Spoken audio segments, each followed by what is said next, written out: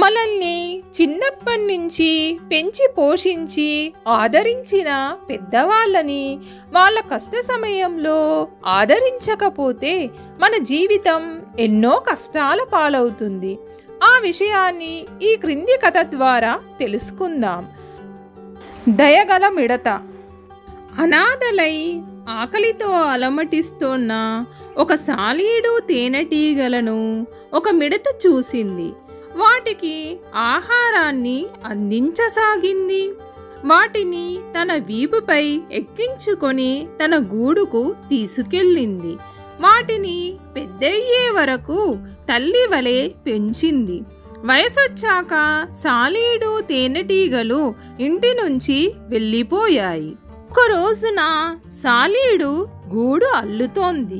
అదే సమయంలో ఒక ఈగ అక్కడికొచ్చి, మీ అమ్మ మిడత అనారోగ్యంగా ఉంది, నిన్ను తేనెటీగను చూడాలనుకుంటోంది, త్వరగా రా వెళ్దాం అంది. ఆమె ముసల్ది అయ్యింది. గతంలో పలుమార్లు అనారోగ్యంతో ఉండి తేరుకుంది. ఇప్పుడు తేరుకుంటుందిలే అంది సాలీడు. అయితే నువ్వు ఇప్పుడు వస్తున్నావా రావా చెప్పమంది ఈగ. నేను పెద్ద పని మీద ఉన్నాను. ఈ గూడు సగమే కట్టాను, ఇంకా సగం కట్టాలి. దానికి కొంత సమయం పడుతుంది. ఇప్పుడు వదిలేస్తే ఆ పని ఆగిపోతుంది. నేను వచ్చిన ప్రయోజనం లేదు. నేను వచ్చి ఆవిడను బ్రతికించలేను. అందువల్ల నువ్వెళ్ళు అంటూ గూడు అల్లుకోసాగింది.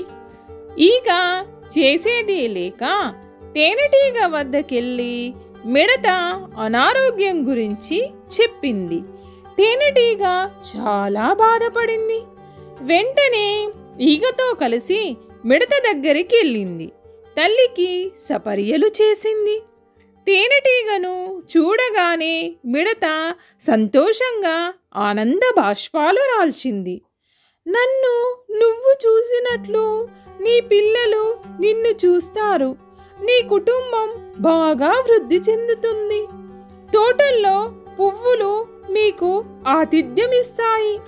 పువ్వుల పుప్పడిలోని మకరందం మీకు పుష్కలంగా లభిస్తుంది.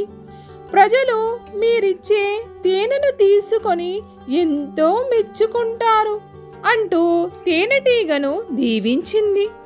సాలీడుపై ఆగ్రహం వ్యక్తం చేస్తూ, సాలీడు ఎన్నడూ ఒంటరిగా జీవిస్తాడు.